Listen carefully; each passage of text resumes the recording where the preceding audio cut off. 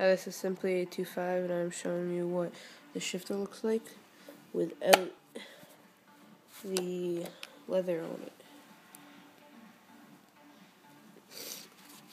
This is the leather. It has all the screws.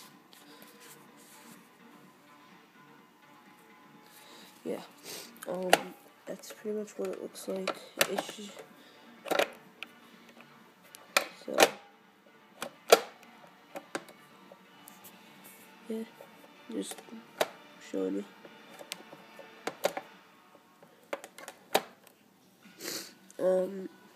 I think, I'm not sure, you can change this right here, this whole pole thing with these two screws.